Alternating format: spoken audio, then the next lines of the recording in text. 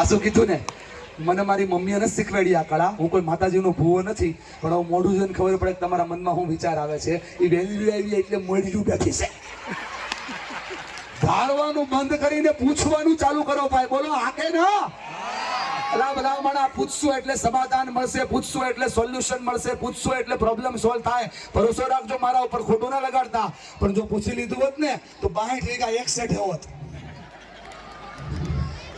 પૂછ્યું ને એટલે 31 ના ભાગ પડ્યા અને અડધો વીઘો ખાતે જ નથી ચડતો. તકલીફ પડી ગઈ ને. મારી વાતમાં સચ્ચાઈ ન હોય દોસ્ત, તારી આંખમાં આંસુ ના હોય. તકલીફ એ છે કે પૂછવું નહીં સાહેબ. પૂછી લો એટલે બધું સોલ્વ થઈ જાય. પણ પૂછવામાં રોકે શું ખબર? અંદરનો અભિમાન શંકા કરાવે. એ શંકા કરીશ ને તો શેતાન મળશે, અને ભરોસો કરીશ તો ભગવાન મળશે. યાર, પરિવાર શંકા કરવા માટે નથી, પરિવાર ભરોસો કરવા માટે છે. ટ્રસ્ટ કરતા શીખી જા. બહુ શંકાઓ નહીં કરવાની બેન, પૂછી લેવાનું. સાસુએ મોઢું બગાડ્યું, હે બા તમે કેમ બગાડ્યું?